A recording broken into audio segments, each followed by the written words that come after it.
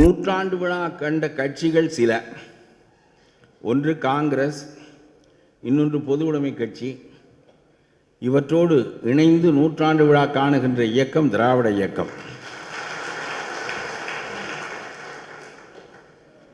இந்த மூன்று இயக்கங்களும் இந்திய நாடு அடிமைப்பட்டு கிடந்த காலத்தில் தோன்றியவை. தமிழ்நாட்டை, இந்தியாவை எப்படி வழிநடத்தி செல்ல வேண்டும் என்கின்ற அடிப்படையில் கொள்கைகளை உருவாக்கி கொண்டவை. அந்த வகையில் காங்கிரசுக்கு மாற்றாக, பொது உடைமை இயக்கத்திற்கு மாற்றாக திராவிட இயக்கம் தோன்றி அந்த இயக்கத்தின் ஆணி வேற எவராலும் அசைக்க முடியாது என்கின்ற அளவிற்கு காலத்தால் இன்றைக்கும் அந்த கட்சி வலிமை பெற்று நிற்பது என்பது காலத்தின் தேவைக்கு இன்றைக்கும் திராவிட இயக்கம் தேவையாக இருக்கிறது என்பதைத்தான் காட்டுகிறது. ஆகவே அந்த அடிப்படையில் தமிழ்நாட்டு மக்களின் மீது மிகப்பெரிய தாக்கத்தை ஏற்படுத்திய பொது உடைமை கட்சியும் காங்கிரஸ் கட்சியும் சோர்ந்து வீழ்ந்துவிட்ட நிலையில் பந்தய குதிரை போல் தொடர்ந்து ஓடிக்கொண்டிருக்கின்ற இயக்கமாக திராவிட இயக்கமே இருக்கிறது என்பதை நான் சொல்லிக்கொள்ள விரும்புகின்றேன். திராவிட இயக்கத்தினுடைய ஆணிவேர் நீதி கட்சி. அந்த கட்சியினுடைய நூற்றாண்டு விழாவை நாம் கொண்டாடுகின்ற போது நீதி கட்சி இல்லை. நீதி கட்சி இருந்தது. அந்த கட்சியின் மீது அடுத்தடுத்த இயக்கங்கள் தோன்றி நீதி கட்சி அடித்தளத்திற்கு சென்று விட்டாலும் கூட இன்றைக்கு வாழ்கின்ற திராவிட இயக்கத்தின் அடிப்படை கூறுகளில் நீதி கட்சியினுடைய கொள்கைகள் கலந்திருக்கின்றன. அந்த வகையில் பார்த்தால் தியாகராஜ செட்டியும் நம்முடைய தரவாத்து மாதவன் நாயரும் பனகல் ராஜாவும் டாக்டர் நடேசனும் இதுபோன்ற தலைவர்களும் தொடங்கிய நீதி கட்சி அதன் அடுத்த தலைமுறை தலைவராக நீதி கட்சியின் அடுத்த தலைமுறை நம்முடைய பெரியாரிடம் வந்து சேர்ந்தது. அதற்கு பிறகு பேரறிஞர் அண்ணா, அதற்கு பிறகு நம்முடைய தலைவர் கலைஞர், இப்பொழுது நம்முடைய தளபதி. அடுத்தடுத்து தகுதி மிக்கவர்களின் கைக்கு அந்த தலைமை மாறிக்கொண்டே இருக்கின்ற காரணத்தினால் அந்த கட்சிக்கும் அந்த இயக்கத்திற்கும் ஒரு நீட்சி கிடைக்கிறது என்பதை நாம் எண்ண மறந்துவிடக்கூடாது. ஆகவே நீதி கட்சி தோன்றியதற்கான அடிப்படை ஒன்றுதான். சுதந்திரத்தை மறுத்து தோன்றியவர்கள் அவர்கள். அதனாலே துரோகிகள் என்று பேசப்பட்டவர்கள்.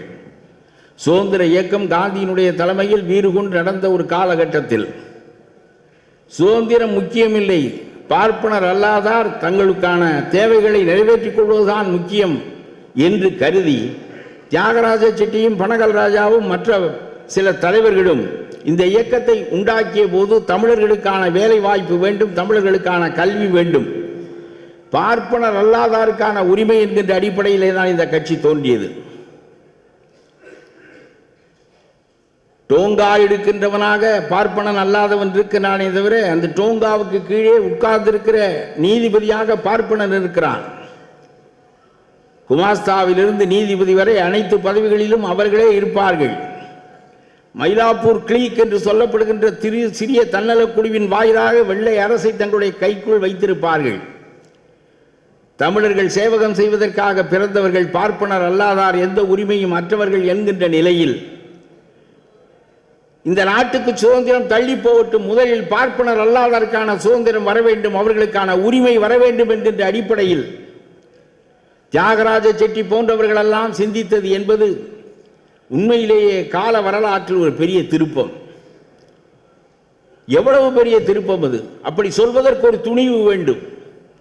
எனக்கு மிகப்பெரிய வியப்பு என்ன என்றால், நீதி கட்சி தோன்றியது பார்ப்பனர் அல்லாதாருடைய அறிக்கையை வெளியிட்டது. கம்யூனிஸ்ட் மேனிஃபெஸ்டோ போல நம்முடைய நான் பிராமின் மேனிஃபெஸ்டோ மிகவும் புகழ் பெற்றது. அவர்கள் ஆட்சியையும் பிடித்தார்கள். தாங்கள் எதை கொள்கையாக கொண்டிருந்தார்களோ அந்த கொள்கைகளை நிறைவேற்றவும் செய்தார்கள். அவருடைய ஆட்சி காலத்தில் இடஒதுக்கீட்டு கொள்கை நிறைவேறியது. இடஒதுக்கீடு தான் பார்ப்பனர் அல்லாதார் இயக்கத்தினுடைய மூல கொள்கை. அவருடைய காலத்திலே தான் இந்து அறநிலையத்துறையினுடைய சட்ட மசோதாக்கள் வடிவம் பெற்று இந்து அறநிலையத்துறை உருவானதே நீதி கட்சியினுடைய காலத்திலே தான். ஆனால் நான் பல சமயங்களில் நினைப்பேன், இந்து என்கின்ற சொல்லுக்கும் நமக்கும் என்ன தொடர்பு? நாம் எப்பொழுது இந்துக்களாக இருந்தோம்? இந்து என்கின்ற சொல் சென்ற நூற்றாண்டு வரையிலும் யாருக்கும் தெரிந்திருக்கவில்லை. வள்ளலார் இந்துவாக தன்னை அறிந்திருக்கவில்லை. இந்து என்கின்ற சொல்லையே அவர் கேள்விப்பட்டதில்லை. பாரதிதான் முதலாக இந்து என்கின்ற சொல்லை தமிழ் இலக்கியத்தில் பயன்படுத்துகிறான். ஆகவே இந்து அறநிலையத்துறை என்று இருப்பதை திராவிட சமயங்களின் அறநிலையத்துறை என்று நம்முடைய தளபதி துணை முதலமைச்சராக, கலைஞர் முதலமைச்சராக வருகின்ற அடுத்த காலகட்டங்களில் திராவிட சமயங்களின் அறநிலையத்துறையாக மாற வேண்டும். என்ன இந்து அறநிலையத்துறை? கலைஞர் ஒரு முறை சொன்னார், இந்து என்றால் திருடன் என்று. அதற்காக பாய்ந்து பிடுங்கினார்கள். யார் இந்து? வேத நாகரிகத்தின் தலைநாயகர்கள், சமஸ்கிருதத்தை உச்சி மேல் வைத்து போற்றுகிறவர்கள், நம்முடைய திராவிட நாகரிகத்தை அழிக்க நினைக்கின்றவர்கள். அவர்கள் இந்து என்கின்ற பெயராலே இந்தியா முழுவதையும் ஒருமைப்படுத்துவதற்கு அவர்கள் நினைக்கிறார்கள். இந்து என்றும் முஸ்லிம் என்றும் கிறிஸ்துவன் என்றும் மத அடிப்படையில் பிளவுகளை ஏற்படுத்தி அந்த அடிப்படையிலேயே ஒரு நாட்டை உருவாக்குவதற்கு அவர்கள் நினைக்கிறார்கள். தமிழ்நாட்டில் அது எடுபடாமல் போனதற்கு காரணம், இந்து என்றும் முஸ்லீம் என்றும் பிரிவினை கொள்ளாமல் இன அடிப்படையிலான உணர்வு இந்த நாட்டிலே வளர்க்கப்பட்ட காரணத்தினால் எல்லா மதத்தினரும் இங்கே இன அடிப்படையில் சிந்தித்தார்களே தவிர இங்கே அவர்கள் வேறு கொள்ள முடியவில்லை. ஆகவே சொல்லுகிறேன், இந்த இந்து அடிப்படை இவைதான் மிகப்பெரிய அளவிற்கு வளர்ச்சி அடைந்து கொண்டிருந்த காலத்தில் பாரதி கூட நாம் இவ்வளவெல்லாம் பெரிய கவிஞன் என்று புகழ்கிறார்கள். அவனுடைய நெஞ்சத்திலே கூட அந்த பார்ப்பன மேலாண்மை தான் ஓங்கி நின்றது. சமஸ்கிருதம் சாதாரண பாஷைகள் எல்லாம் உலகத்தில் இருக்கிற போது, சமஸ்கிருதம் அவற்றையெல்லாம் கூட உயர்ந்த பாஷையாக இருக்கிற போது அதை தெய்வ பாஷை என்று சொல்வதிலே பிழை என்ன என்று பாரதி கேட்கின்றான். நான் கேட்கிறேன், சாதாரண பாஷைகளிலெல்லாம் தமிழ் அடக்கம். ஆனால் அதையெல்லாம் விட மேலான பாஷையாக சமஸ்கிருதம் இருக்கிற காரணத்தினாலே சமஸ்கிருதம் தெய்வ பாஷை. செத்துப்போன மொழிகள் எல்லாம் தெய்வ மொழிகளாக ஆகிவிடுகின்றன. வாழுகின்ற மொழிகள் எல்லாம் குறைவான மொழிகளாக கருதப்படுகின்றன. உன்னத ஆரிய நாடங்கள் நாடே என்று சொன்னான். பாரதிதாசன் தான் திராவிட இயக்க கவிஞன். நான் தான் திராவிடன் என்று நவில்கையில் தேன் தான் நாவெல்லாம் வான்தான் என்புகள் என்று பாடியவன் பாரதிதாசன். செந்தமிழே உயிரே நருந்தேனே செயலினை மூச்சினை உனக்கழித்தேனே நைந்தாயனில் நைந்து போகும் என் வாழ்வே நன்னிலை உனக்கில் எனக்குந்தானே என்று மொழியின் மீது ஒரு பக்தி காட்டியவன். பகுத்தறிவு புலவன், பக்தியை மறுத்தவன், ஆனால் மொழிக்கு பக்தி காட்டினான். ஆகவே இந்த நிலையில் நீதி கட்சியில் இருந்து மிகப்பெரிய வியப்பு எனக்கு என்ன என்றால், நீதி கட்சி இடஒதுக்கீட்டு கொள்கையை கொண்டிருந்தது, பார்ப்பனரின் மேம்பாட்டை அடிப்படையாக கொண்டிருந்தது. அப்பொழுது பெரியார் தேசிய இயக்கத்தில் இருந்தார், காங்கிரசினுடைய செயலாளராக இருந்தார். அப்படி இருந்து நாட்டினுடைய விடுதலைக்காக காந்தியினுடைய தலைமையில் பாடுபட்டுக் கொண்டிருந்த ஒரு காலகட்டத்தில் சேரன்மாதேவியில் வாவேசு ஐயருடைய குருகுலத்தில் பார்ப்பனர்களும் பார்ப்பனர் அல்லாதார் பிள்ளைகளும் பிரித்து வைத்து சோறிடப்படுகிறார்கள் என்கின்ற நிலை ஏற்பட்ட போது பெரியார் கொதித்தெழுந்தார். பார்ப்பனர் அல்லாதாரும் பார்ப்பனரும் சேர்ந்து படிப்பதற்காக காங்கிரஸ் கட்சியில் நிதி கொடுத்து உருவாக்கிய ஒரு பள்ளிக்கூடத்தில் சூத்திரர்கள் ஒரு பக்கமும் பார்ப்பனர்கள் ஒரு பக்கமும் உட்கார வைத்து சோறு போடப்படுகிறார்கள் என்று சொன்னால், இந்த வேற்றுமை இந்த சேரன்மாதேவி குருகுலத்தின் வடிவமாகத்தான் சுதந்திரமடைந்த தமிழ்நாடு இருக்கும் என்று பாரதி கருதினார். அதனுடைய விளைவாக அங்கிருந்து வெளியே வந்து நீதி கட்சிக்கு வருகிறார். 35 ஏறத்தாழ நீதி கட்சியினுடைய தலைமையை அவர் ஏற்றுக்கொள்கிறார். எனக்கு தெரிய ஃபர்ஸ்ட் டிஃபெக்டார், அதுவும் சுதந்திர வேள்வியிலிருந்து சுதந்திரத்தை மறுக்கின்ற ஒரு கட்சிக்கு தாவிய ஒரு மகத்தான தலைவர் நம்முடைய பெரியார் தான். இது ஒரு தலைகீழான மாற்றம், சாதாரணமான மாற்றம் இல்லை. சுதந்திரத்தை கோருகின்ற ஒரு கட்சியிலிருந்து சுதந்திரத்தை மறுக்கின்ற கட்சிக்கு ஒரு தலைவர் தாவுகிறார் என்றால் அது சாதாரணமான மாற்றம் இல்லை. அந்த மாற்றம் மிகப்பெரிய அடிப்படையை கொண்டிருக்க வேண்டும். அந்த அடிப்படையை பெரியார் புரிந்து கொண்டார். அதன் காரணமாக திராவிட இயக்கமாக அது வலுப்பெற்று மிகப்பெரிய அளவிற்கு அது கோலூன்றுகின்ற நிலை ஏற்பட்டது என்பதை நாம் பார்க்க வேண்டும். Periyar the right decision at the right time by the right leadership, அதன் காரணமாக திராவிட இயக்கம் மிகப்பெரிய அளவிற்கு காலூன்றி வளர்வதற்கு அது காரணமாக ஆனது. நான் சொல்லுகிறேன், தமிழ்நாடு காங்கிரஸ் பார்ப்பனர் கையிலே இருந்தது. யோசித்து பார்க்கிறார் பெரியார். இந்தியா விடுதலை அடைகின்ற போது, தமிழ்நாடு விடுதலை அடைகின்ற போது, தமிழ்நாடு என்பது சேரன் மாதேவியின் குருகுலம் போல பார்ப்பனர்களின் ஆதிக்கத்திற்கு உட்பட்ட ஒரு நாடாக இது இருக்கும். அவர்கள் மேல்நிலையிலும் நாம் கீழ்நிலையிலும் அவர்களுடைய மனுநீதி உச்சத்திலும் இருந்து வாழ்கின்ற ஒரு நாட்டில் நாம் வாழ்வதற்கு இந்த சுதந்திர மறுப்பே சிறந்தது என்று பெரியார் முடிவு கட்டுகிறார். எத்தனை முறை பெரியாரை தேச துரோகி என்று சொன்னார்கள். நாடு விடுதலை அடைந்த போது கூட அதை துக்க தினம் என்று சொன்னாரே. லண்டனில் இருந்தால் வெள்ளைக்காரர்கள் எங்களை ஆளக்கூடாதா என்று சொன்னாரே. அண்ணாதான் அதனுடைய மறுதளிப்பு. அது ஒரு புறம் இருக்கட்டும். ஆனால் இவ்வளவுக்கு பெரியார் சிந்தித்ததற்கு காரணம் பார்ப்பனர் அல்லாதாருடைய நன்மை மிகப்பெரிய அளவிற்கு ஓங்க வேண்டும் என்கின்ற அடிப்படையிலே தான் அவர் அந்த நிலைப்பாட்டை மேற்கொண்டார். மிகப்பெரிய கவலைக்குரிய நிலைகளெல்லாம் மாற்றப்படுவதற்கு திராவிட இயக்க ஆட்சி இந்த நாட்டிலே கலைஞர் தலைமையில் மலர்ந்தது, அண்ணா தலைமையில் மலர்ந்தது. அண்ணா சில காலமே இருந்தார். நீண்ட நெடுங்காலம் கலைஞர் வாழுகின்ற வாய்ப்பினையும் நீண்ட நெடுங்காலம் ஆளுகின்ற வாய்ப்பினையும் பெற்ற காரணத்தினாலே தான் எல்லாரும் கலைஞர் மீது பாய்கிறார்கள்.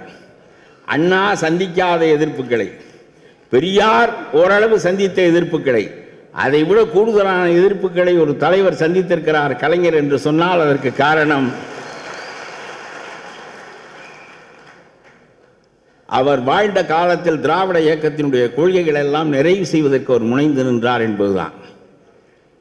நீங்கள் எண்ணி பாருங்கள், இந்த தெய்வ பாஷை என்று சொல்லுகிற சமஸ்கிருதத்தை தள்ளிவிட்டு நீராறும் கடலொடுத்த என்கின்ற மனோன்மணிய சுந்தரம் பிள்ளையினுடைய பாடலை தேசிய கீதமாக ஆக்கினாரே. நாட்டில் எவனாக இருந்தாலும் சரி, அவன் மராத்தியிலிருந்து வந்த ஆளுநனாக இருந்தால் என்ன, அவன் உத்தரப்பிரதேசத்திலிருந்து வருகின்றவனாக இருந்தால் என்ன, நீராறும் கடலொடுத்த என்று இசைத்தால் எழுந்து நில், உன்னுடைய தேசிய கீதத்திற்கு நாங்கள் எழுந்திருக்கிறோம், எங்களுடைய தேசிய கீதத்திற்கு நீ எழுந்து நில் என்கின்ற நிலைப்பாட்டை இந்த நாட்டில் ஏற்படுத்தியவர் கலைஞர். மொழி காரணமான வாழ்த்து பாடல்கள் பிற மாநிலங்களில் ஏன் இல்லை? உலகம் முழுவதும் மொழி அடிப்படையிலே தான் இனங்கள் பிரிகின்றன, மொழி அடிப்படையிலே தான் மாநிலங்கள் உருவாகின்றன, நாடுகள் உருவாகின்றன. ஒரிய மொழி பேசுகிறவன் ஒரியன், வங்க மொழி பேசுகிறவன் வங்காளி, கன்னட மொழி பேசுகிறவன் கன்னடியன், தெலுங்கு மொழி பேசுகிறவன் தெலுங்கன், தமிழ் மொழி பேசுகிறவன் தமிழன் என்றால் அவர்களெல்லாம் இந்த தேசிய கீதத்தை ஏன் பெறவில்லை? கலைஞர் இங்கே பிறக்கவில்லை. கலைஞர் பிறந்திருந்தால் அவர்களும் வங்காள மொழிக்கு ஒரு தேசிய கீதத்தை உருவாக்கி கொண்டிருப்பார்கள். அதற்கு உணர்வு வேண்டும், திராவிட இயக்க பின்புலம் வேண்டும், அதிலேயே ஊறி வளர்ந்திருக்க வேண்டும். அந்த அப்படி ஊறி வளர்ந்தவர் ஆட்சி அதிகாரத்திற்கு வர வேண்டும், அதை செய்கின்ற மனத்துணிவு வேண்டும். இத்தனையும் அவர் பெற்றிருந்தார். கலைஞர் செய்த ஆயிரக்கணக்கான சாதனைகளிலேயே தலையாய சாதனை என்பது நீராறும் கடலொடுத்த என்கின்ற தமிழனுக்கு ஒரு தேசிய கீதத்தை ஏற்படுத்தியது.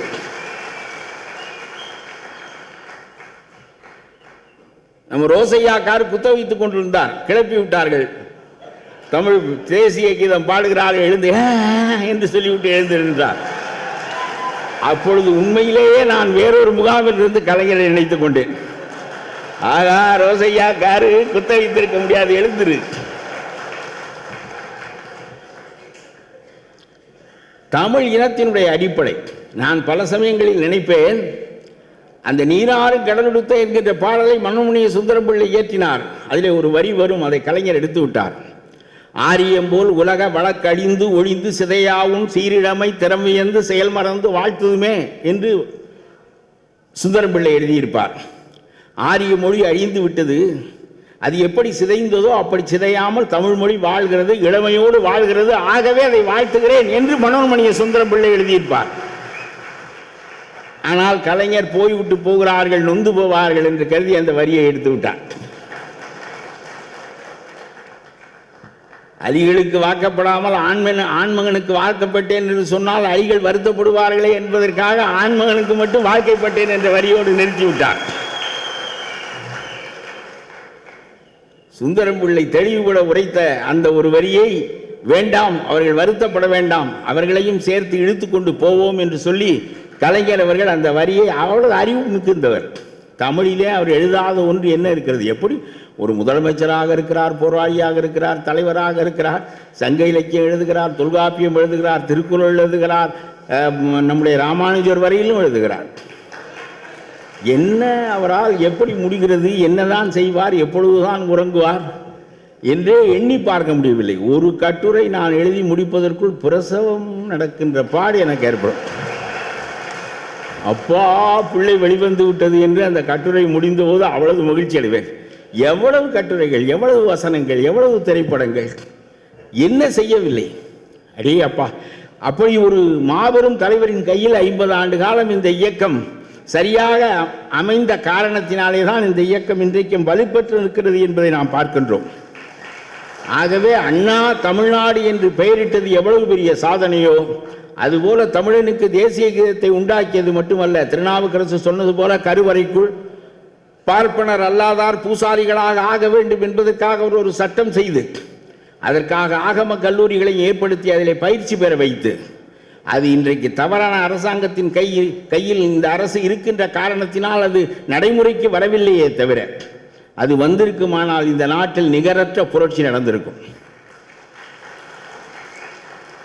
பார்ப்பான் விபூதியை மேலே இருந்து கொடுக்கவும், நாம் கையை கீழே இருந்து வாங்கவும், அவன் மேலானவனாகவும் நாம் கீழானவனாகவும் கருவறைக்குள் அவன் போன காரணத்தினால் ஏற்பட்டது.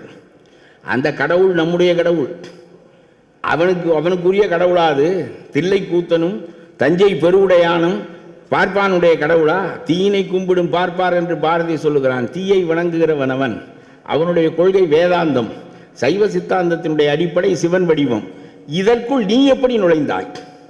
ஆகவே சொல்கிறேன், உனக்கு சொந்தமாக கடவுள் இல்லை, எங்களுடைய கடவுளை நீ கைப்பற்றி கொண்டு விட்டாய். எந்த ஆண்குறியை வழிபடுகிறவர்கள் என்று ஆதிசங்கரர் எங்களை கேவலமாக பேசினாரோ அந்த ஆண்குறியை பாலூற்றி வழிபடுகின்ற வேலையை நீ செய்து கொண்டிருக்கிறாய். செய். ஆகவே நான் சொல்லுகின்றேன், இத்தகைய ஒரு கருவறைக்குள் தமிழன் நுழையலாம், அவன் பூசாரி ஆக வேண்டும் என்கின்ற நிலைப்பாடு என்பது மிகப்பெரிய நிலைப்பாடு. சாதிகள் மறுப்பு என்பது அவருடைய நெஞ்சத்தில் ஓங்கி நின்ற காரணத்தினால் இதையெல்லாம் செய்வது என்பது அவருக்கு இயல்பாக இருந்தது. இந்த சமஸ்கிருத எதிர்ப்பு மைய அரசினுடைய கல்விக் கொள்கையில் சமஸ்கிருதம் பின்வாசல் வழியாக ஊடுருவுகிறது என்கிற நிலை ஏற்பட்ட போது இதை முதலில் கண்டித்தவர் நம்முடைய தலைவர் கலைஞர் தான். நீங்கள் நினைத்து பாருங்கள், முதல் கண்டனம் அவரிடமிருந்து தான் எழுந்தது. ஆனால் இந்த சமஸ்கிருத எதிர்ப்பு என்பதும் பார்ப்பனர் அல்லாதார் இயக்கம் என்பதும் இதற்கு முந்தைய தலைவர்களிடையே கொஞ்சம் கொஞ்சம் காலூன்றி இருந்தது. நம்முடைய மனோன்மணிய சுந்தரம் பிள்ளை, விவேகானந்தர் அமெரிக்காவிலே பெரிய பேருரை ஆற்றிவிட்டு வெற்றிகரமாக திரும்பி திருவனந்தபுரத்திற்கு வருகிறார். அங்கே வந்திருந்த போது இந்து மதத்தின் பெருமைகளை எல்லாம் சொல்லுகிறார். அப்பொழுது ஒரு குரல் தனித்து ஒலிக்கிறது, we are not Hindus. உடனே விவேகானந்தருக்கு பேச்சு தடுமாறுகிறது. who is that, what do you say என்று அவர் கேட்கிறார். மனோன்மணிய சுந்தரம் பிள்ளை மீண்டும் சொல்லுகிறார், we are not Hindus. then who are you? we are Saivites, we have a separate religion, we are not Hindus, that is your religion. அப்படி சொல்வதற்குரிய ஊக்கம் நம்முடைய சுந்தரம் பிள்ளைக்கு இருந்தது. ஆகவேதான் சொல்லுகிறேன், இந்து மதத்தில் நம்முடைய தமிழ்நாட்டை கரைத்து விடாமல் அதை வெளிக்கொண்டு வந்த பெருமை மனோன்மணிய சுந்தரம் பிள்ளைக்கு உண்டு. அதற்கு பிறகு திராவிட இயக்கத்திற்கு உண்டு. அதேபோல் வள்ளலார் எதற்கோ நன்றி சொல்ல வருகிறார். நன்றி சொல்லுகிற போது எவ்வளவு கடுமையான சமஸ்கிருத எதிர்ப்பாளராகவும் தமிழ் பற்றாளராகவும் வள்ளலார் வெளிப்படுகிறார் என்பதை பார்த்து நான் வியந்தேன். வள்ளலார் சொல்லுகிறார், கடவுளுக்கு வந்தனம் சொல்லுகிறார், ஒவ்வொன்றாக சொல்லுகிறார். 1 மாத பிள்ளையாக ஒரு சிறிய அணுவாக என் தாயில் விழுந்தபோது என்னை அழிந்து விடாமல் காப்பாற்றியும், 8 மாதத்தில் நான் விரைந்து வெளிப்பட்டு விடாமல் காப்பாற்றியும், 10 மாத காலம் என்னை தாயின் கருவறைக்குள் பாதுகாத்து வளர்த்து நான் வெளிப்படுகின்ற வேகத்தில் அந்த சின்னஞ்சிறிய யோனி வாசல் கிழிந்து விடாமலும், நான் பேருருவம் கொண்டு சின்ன வாசல் வழியாக வரும்போது அந்த உருவம் நைந்து சப்பழிந்து விடாமலும் என்னை காத்தருடைய தேவரீர் பெருங்கருணைக்கு வந்தனம் வந்தனம் என்று ஆரம்பித்த வள்ளலார் கடைசியாக முடிக்கிறார், ஆரியம் போன்ற கடின மொழிகளில் என்னுடைய மனதை பற்ற ஒட்டாது தடுத்து தமிழ் போன்ற இனிய எளிய மொழியில் என்னுடைய மனத்தை பற்றி வைத்த தேவரீர் பெருங்கருணைக்கு வந்தனம் வந்தனம் என்று முடிக்கிறார். சமஸ்கிருத எதிர்ப்பு கலைஞருக்கு முன்னாலே வள்ளலாரிடம் இருந்தது. வள்ளலார், மனோன்மணிய சுந்தரம் பிள்ளை போன்றவர்களுடைய வளர்ச்சியிலே தான் திராவிட இயக்கம் மிகப்பெரிய வளர்ச்சி பெற்று அது கலைஞரின் காலத்தில் முழுமையடைந்தது என்பதை நாம் எண்ணி பார்க்கின்றோம். இதே பார்ப்பன எதிர்ப்பு சித்தர்களிடம் இருந்தது. சாத்திரங்கள் ஓதுகின்ற சட்டநாத பட்டரே வேர்த்து இறைப்பு வந்தபோது வேதம் வந்து உதவுமோ என்று ஒரு சித்தன் கேட்டான். பறைச்சியாவதேதடா பணத்தியாவதேதடா, இறைச்சி தோல் எலும்பினுள் இலக்கமிட்டு இருக்குதோ, பறைச்சி போகம் வேறதோ பணத்தி போகம் வேறதோ, பகுத்து பாரு மும்முளை என்று சொல்லி பறைச்சியையும் பார்ப்பனத்தையும் புணருகின்ற போது புணரும் இன்பத்தில் வேறுபாடு இருக்கிறதா என்று அவன் கேட்டான். எல்லா குரல்களும் தனித்து தனித்து ஒலித்தன. ஆனால் நிறுவனமாக ஆகின்ற தகுதி திராவிட இயக்கத்தில் மட்டும் இருந்த காரணத்தினால் திராவிட இயக்கம்தான் அந்த வெற்றியை பெற முடிந்தது என்பதை நாம் மறந்துவிடக்கூடாது. ஆகவே இன்றைக்கும் சொல்லுகிறேன், அது செத்த மொழி. வள்ளுவன் இந்த கலைஞர் அரங்கத்திற்கு வந்து நம்முடைய கலைஞர் பேச்சை கேட்டால் வியப்பான். இன்னும் இவ்வளவு அழகாக தமிழ் பேசுகிறார், நாம் பேசாத அடுக்கு தொடர்களெல்லாம் இவருடைய பேச்சிலே விழுகின்றனவே என்று வியப்பான். வள்ளுவன் வந்தால் கலைஞர் பேச்சு வள்ளுவனுக்கு புரியும், வள்ளுவன் பேசுவது கலைஞருக்கு புரியும். என்னுடைய குரலுக்கு நீங்கள் உரை எழுதினீர்களா என்று மகிழ்வான். வள்ளுவனுக்கும் கலைஞருக்கும் எந்த விதமான கால வேறுபாடும் இல்லை. அவர் வந்தால் இரண்டு பேரும் ஒன்றாக இருக்கின்ற நிலை ஏற்படும். ஆதிசங்கரர் காஞ்சி மடத்துக்கு வந்தால் இப்ப இருக்க சின்ன சங்கராச்சாரியாருக்கு அந்த ஆதிசங்கரர் பேசுவது புரியுமா என்று கேட்கிறேன். புரியும் என்று சொல், நான் ஒப்புக்கொள்கிறேன். ஆதிசங்கரர் வந்து பேசினால் சங்கராச்சாரிக்கு புரியும் இல்லை இப்ப இருக்க சங்கராச்சாரிக்கு. அதனால் சொல்லுகிறேன், ஆகவே எல்லா வகையாலும் தமிழ் என்பது தொடர்ச்சியுடைய மொழி. அந்த தமிழை திராவிட இயக்கம் அடிப்படையாக எடுத்துக்கொண்ட காரணத்தினால் இவ்வளவு பெரிய வளர்ச்சி தமிழ்நாட்டில் ஏற்பட்டது என்பதை நாம் மறந்துவிடக்கூடாது. ஞானக்கூத்தன் என்ற ஒரு கவிஞர், அந்த ஆள் பாரதிக்கு அடுத்தபடியாக பார்ப்பனர்கள் கவிஞர்களானால் தமிழின் மீதும் திராவிட இயக்கத்தின் மீதும் எப்படி பாய்வார்கள் என்பதற்கான பாடல் அது. பெரிய அளவிற்கு பத்திரிகைகள் எல்லாம் கொண்டாடுகின்றன. பத்திரிகைகள் அவர்கள் கையிலே தான் இருக்கின்றன. எனக்கும் தமிழ் தான் மூச்சு அவர் சொல்லுகிறார், ஆனால் பிறர் மேல் விடமாட்டேன். என்னடாப்பா நியாயம்? இசையரங்கில் போனால் தெலுங்கு மூச்சை விடுறிய, கோயிலுக்குள்ளே போனால் சமஸ்கிருத மூச்சை விடுறிய, அரசாங்க அலுவலகத்துக்குள்ளே போனால் இந்தி மூச்சை விடுறிய, அப்புறம் உங்களோட மூச்சையெல்லாம் எங்கள் மேலே விடுறது இல்லைன்னு நாங்கள் தான் தமிழ் மூச்சை பிறர் மேலே விடுறோம்னு சொல்றிய. யார் மேலே விட்டோம் தமிழ் மூச்சை? ஆக அந்த தமிழ் என்று நாம் உயர்த்தி பேசுவதே கூட அவர்களுக்கு இடையூறாக இருக்கிறது என்பதை நாம் மறந்துவிடக்கூடாது. அதனாலே தான் அவர்களுக்கு கலைஞர் மீது பகை, பெரியார் மீது பகை, திராவிட இயக்கத்தின் மீது பகை. இந்த பகை இப்பொழுது ஏற்பட்ட பகை அல்ல, நூற்றாண்டு பகை. கடைசியாக நான் ஒரு செய்தி சொல்ல விரும்புகிறேன். திராவிட இயக்கத்தின் மிகப்பெரிய வெற்றி என்பது கலைஞர் முதலமைச்சரானதல்ல, தளபதியின் கைக்கு இந்த இயக்கம் வருவதல்ல, அண்ணா முதலமைச்சரானதல்ல. இந்த நாட்டில் காமராஜர் தமிழ்நாட்டின் முதலமைச்சராக ஆவதற்கே திராவிட இயக்கம் தான் அடிப்படையாக இருந்தது.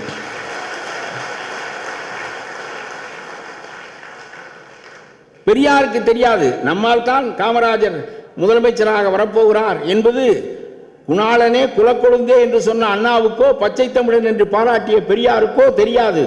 இதற்கு காரணம் நாம் என்று. அவர்கள் நடத்திய இந்த இயக்கம் பார்ப்பனர் அல்லாதார் தலைமை குமாஸ்தாவாக ஆக வேண்டும், தலைமை நீதிபதியாக ஆக வேண்டும் என்று அவர்கள் நடத்திய இயக்கம் ஒரு மனிதனை பார்ப்பனன் அல்லாதவனை முதலமைச்சராக ஆக்குவதற்கு காரணமானது. தமிழ்நாடு காங்கிரஸ் கமிட்டி பார்ப்பனர்கள் கையிலே இருந்தது. ராஜாஜியும் சத்தியமூர்த்தியும் தான் அதனுடைய மூல பிதாமகர்களாக இருந்தார்கள். பெரியார் சொன்னார், மீண்டும் ஒரு சேரன் மாதேவி உருவாவதற்குத்தானே, தமிழ்நாடு சேரன் மாதேவியாக உருவாவதற்குத்தானே இவர்கள் காங்கிரஸ் கட்சியில் இருந்து தேச சுதந்திரம் கேட்கிறார்கள் என்று சொன்னபோது, காங்கிரஸ் கட்சி வளர வேண்டும் என்றால் பார்ப்பனர் அல்லாதார் கைக்கு இந்த தலைமையை மாற்ற வேண்டும் என்கின்ற கட்டாயத்தை பெரியாருடைய இயக்கம், திராவிட இயக்கம் உண்டாக்கியது. அதனுடைய விளைவாக ராஜாஜி சிபி சுப்பையாவை தலைவர் பதவிக்கு நிறுத்துகிறார். சத்தியமூர்த்தி தன்னுடைய சீடரான காமராஜரை தலைவர் பதவிக்கு நிறுத்துகிறார். 3 வாக்கு வித்தியாசத்தில் காமராஜர் வெற்றி பெறுகிறார். எந்த சத்தியமூர்த்தி பெட்டியை காமராஜர் தூக்கினாரோ அந்த சத்தியமூர்த்தி பெட்டியை, அந்த காமராஜர் பெட்டியை சத்தியமூர்த்தி தூக்குவார். இது பெரியாரால் ஏற்பட்ட மாற்றம் தானே. காமராஜர் தமிழ்நாடு காங்கிரஸ் கமிட்டியினுடைய தலைவராக வர முடிந்ததற்கு காரணம் பார்ப்பனர் அல்லாதால் அங்கே ஓங்க முடியாது என்கின்ற ஒரு நெருக்கடியை பெரியார் ஏற்படுத்திய காரணத்தினால் காமராஜர் தலைவராக வந்தார். 20 ஆண்டு காலம் தமிழ்நாடு காங்கிரஸ் தலைவராக இருந்தார்.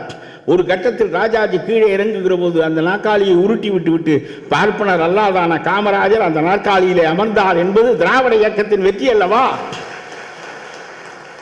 இந்த கருத்து ஏற்படுவதற்கு, இந்த நெருக்கடி ஏற்படுவதற்கு, இந்த நிலைப்பாடு ஏற்படுவதற்கு திராவிட இயக்கம் தானே காரணம், பெரியார் தானே காரணம், அண்ணா தானே காரணம். பிரெஞ்சு புரட்சி நடந்திருக்காவிட்டால் நெப்போலியன் எப்படி அந்த நாட்டின் மன்னனாக ஆகியிருப்பான்? 3ஆம் நிலை தளபதியாக பிரான்ஸ் நாட்டில் பாரிஸில் எங்கோ ஒரு மூலையில் குடியிருந்திருப்பான். Kamaraj was the son of the Dravidian movement as Napoleon was the son of the French Revolution. அவ்வளவு மகத்தான சாதனை திராவிட இயக்கத்தின் சாதனை என்பதை நாம் மறந்துவிடக் கூடாது. ஆகவே இதில் மிகப்பெரிய முரண் என்ன என்றால், பெரிய வீழ்ச்சி இந்த திராவிட இயக்கத்திற்கு என்ன என்றால், ஜெயலலிதா கைக்கும் இந்த திராவிட இயக்கம் போய் சேர்ந்ததுதான். நான் ஒரு கட்டத்தில் நினைத்தேன், அங்கே இருக்கிற போது இந்த அம்மாளை திராவிட இயக்கம் ஈர்த்திருக்கிறது என்று சொன்னால், உறிஞ்சி இருக்கிறது என்று சொன்னால், அது திராவிட இயக்கத்தின் வலிமையை தானே காட்டுகிறது என்று நான் நினைத்தேன். ஆனால் திராவிட இயக்கம் அந்த பெண்மணியை உறிஞ்சி இருக்கவில்லை. அந்த பெண்மணி திராவிட இயக்கத்தில் ஊடுருவி விட்டார். ஊடுருவியது அந்த இயக்கத்தை நீர்த்து போகச் செய்வதற்கும் அழிப்பதற்கும் தானே தவிர அது திராவிட இயக்கத்தின் வெற்றி அல்ல என்று எனக்கு ஒரு காலகட்டத்தில் புரிந்தது. நான் சொல்லுகிறேன், ஜெயலலிதா என்பது திராவிட இயக்கத்தின் காலமுரண். ஆகவே அந்த வகையில் பார்த்தால் திராவிட இயக்கம் என்பது நம்முடைய திராவிட முன்னேற்ற கழகம் தான் அதனுடைய வளர்ச்சி நிலை. கடைசியாக ஒரே ஒரு செய்தியை மட்டும் சொல்லிவிட்டு விடைபெற வேண்டும் என்று நான் விரும்புகின்றேன். நீதி கட்சி ஒரு கட்டத்தில் இட் பிகேம் ஸ்டாக்னன்ட். ஒரு கட்டத்தில் அது தேங்கிவிட்டது. எல்லா இயக்கங்களும் தேங்க வேண்டும் என்றதில்லை, பெரும்பான்மையான இயக்கங்கள் காலத்தால் தேங்கும். அப்படி தேங்குகின்ற போது அதை அடுத்த நிலைக்கு, அதனுடைய அடிப்படை கொள்கைகளை மட்டும் வைத்துக்கொண்டு அடுத்த நிலைக்கு எடுத்து செல்லுகின்ற போதுதான் அந்த இயக்கம் வாழும். அத்தகைய நிலையைத்தான் பெரியார் மேற்கொண்டார். ஆகவே நீதி கட்சி தேக்கமடைகின்ற போது அந்த நிலையிலிருந்து அதை விடுவித்து அடுத்த கட்டத்திற்கு தூக்கி செல்வதற்கு, மேல்நிலைக்கு எடுத்து செல்வதற்கு பெரியார் இருந்தார். அது காலத்தின் வரலாற்று தேவை. அதை பெரியார் பூர்த்தி செய்தார். அந்த நீதி கட்சியினுடைய மேல்நிலை வளர்ச்சியில் மிகச்சிறந்த காலகட்டம் என்பது நீதி கட்சியினுடைய அமைப்பு அல்ல, நீதி கட்சி அடித்தளம். அதனுடைய மிகச்சிறந்த காலகட்டம் என்பது திராவிடர் கழகமாக, திராவிடர் இயக்கமாக அந்த நீதி கட்சி மாறியதுதான். பார்ப்பனர் அல்லாதார் இயக்கம் என்று சொல்லப்பட்ட ஒரு புத்தாம் பொதுவான இயக்கம், இன அடிப்படையில், மொழி அடிப்படையில் திராவிடர் இயக்கம் என்று பெயர் மாற்றம் பெற்றதே, நமக்கு இன உணர்வு ஊட்டியதே, நம்முடைய பழம்பெருமைகளை எடுத்து வீசியதே, சிந்து சமவெளி நாகரிகத்திலிருந்து நாம் வந்தவர்கள் என்கின்ற உணர்வை நமக்கு பெருக்கியதே, அதுதான் திராவிட இயக்கத்தினுடைய மிகப்பெரிய வெற்றி. திராவிடர் கழகமாக, இன அடிப்படையிலான உணர்வு மிக்க கழகமாக அது ஆவதற்கு பெரியாரும் அண்ணாவும் மிகப்பெரிய காரணமாக இருந்தார்கள். அந்த காலகட்டத்திலேயே கலைஞர் அவர்களோடு இணைந்து பணியாற்றியவர் என்பதை நாம் மறந்துவிடக்கூடாது. ஆகவே இன்னொரு கட்டத்தில் திராவிடர் கழகம் தன்னுடைய தேவையை ஏறத்தாழ பூர்த்தி செய்துவிட்ட நிலையில், பார்ப்பனர்களின் கொடுமை ஒடுக்கப்பட்டு விட்ட பிறகு, பார்ப்பனர் அல்லாதார் உயர்நிலை பெற்ற பிறகு, பெருமளவுக்கு அந்த தேவை நிறைவு செய்யப்பட்ட பிறகு அந்த இயக்கம் அடுத்த கட்டத்திற்கு செல்ல வேண்டிய கட்டம் ஏற்பட்டு அது திராவிட முன்னேற்ற கழகமாக மாறியது. அண்ணா மொழி நிலையை மிகப்பெரிய அளவிற்கு எடுத்து சென்றார். பெரியார் காட்டுமிராண்டி மொழி என்று சொல்லுகிறார்களே என்று சொன்னபோது அண்ணா ரொம்ப அழகாக சொன்னார். எங்களை மோசமாக அவர் சொல்லுகிறார் என்று நீங்கள் வருத்தப்பட வேண்டாம். பூனை எலியை கவ்வுவதற்கும் பூனை தன்னுடைய குட்டியை கவ்வுவதற்கும் வேறுபாடு உண்டு என்று உங்களுக்கு தெரிய வேண்டும். எங்களை பெரியார் கவ்வுவது குட்டியை கவ்வுவது போல, உங்களை கவ்வுவது எலியை கவ்வுவது போல என்று அண்ணா சொன்னார். அப்படியெல்லாம் பேச அண்ணாவுக்கு தான் முடியும். ஆகவே அந்த அண்ணாவினுடைய தொடர்ச்சி அடுத்த கட்டமான அந்த தேக்க நிலையில் இருந்து திராவிடர் கழகம் என்கின்ற நிலையில் இருந்து திராவிட முன்னேற்ற கழகமாக அடுத்த நிலைக்கு வளர்ச்சி பெற்று அண்ணா உருவாக்கிய அந்த அமைப்பை கலைஞத்தினுடைய காலமெல்லாம் கட்டி காத்து கொண்டு வருகிறார். நான் சொல்லுகிறேன், அண்ணா ஒரு கட்டத்தில் சொன்னார் சம்பத்தை பார்த்து, இன்னும் 50 ஆண்டுகளுக்கு இந்த இயக்கம் உயிரோடு இருக்க வேண்டும் சம்பத் என்று சொன்னார். ஆனால் சம்பத் போனார், அவர்களெல்லாம் காணாமல் போனார்கள் என்பது ஒரு பக்கம் இருக்கட்டும். 50 ஆண்டுகளுக்கு அண்ணாவின் காலத்திற்கு பிறகு அந்த கழகத்தை கட்டி காத்தவர் கலைஞர்.